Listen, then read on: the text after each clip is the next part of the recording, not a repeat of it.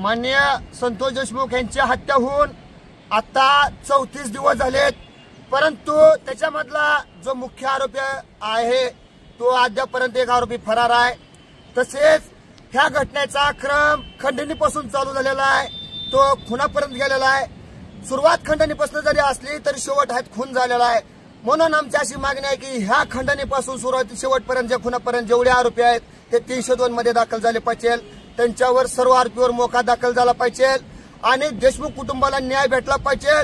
मला लाज वाटते महाराष्ट्राच्या गृहमंत्र्यावर किंवा गृह खात्यावर, जर तुम्हाला चाट्याचा एक मोबाईल जर सापडत नसेल तर याची जिम्मेदारी महाराष्ट्राच्या गृहमंत्र्याने घेऊन आपण स्वतः निष्क्रिय असल्याची भावना व्यक्त करून त्यांनी राजीनामा द्यावा, यात आमची भावना आहे। जर आमच्या मागण्या 5 वाजेपर्यंत ज्या धनंजय देशमुखांच्या मागण्या आहेत त्या 5 वाजेपर्यंत जर नाहीत मान्य झाल्या तर आम्ही 5 जण याच ह्याच्यातला उडी टाकून आम्ही पण आत्महत्या करू। आम्ही पण संतोष देशमुखांना सांगू दादा, इथं गृहमंत्री आपलं काहीच करू शकत नाही, आपल्याला न्याय भेटत नाही, त्याच्यामुळं आम्ही यांना 5 वाजेपर्यंत वेळ देतोय आणि आम्ही देशमुख कुटुंबाच्या बरोबर सदैव राहणार आहोत।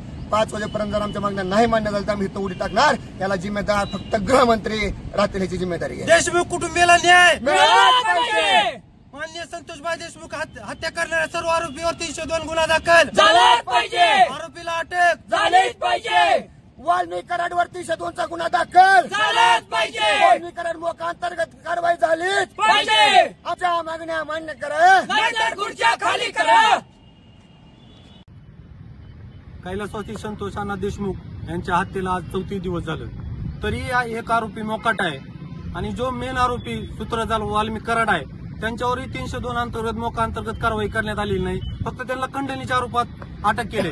तर त्यांच्यावर मोका अंतर्गत व 302 मध्ये सहआरोपी करावं ही आमची मागणी आहे।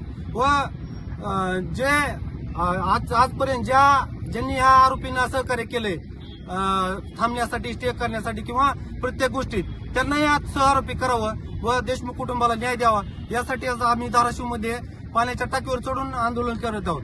जर 5 वाजता धनंजय देशमुख व आमच्या मागण्या मान्य केल्या नाही त्या तर आम्ही या ठिकाणी उडी आणून संतोषभाई देशमुखच्या हत्येसाठी न्याय मागण्यासाठी आमचा जीव द्यायला तयार आहोत।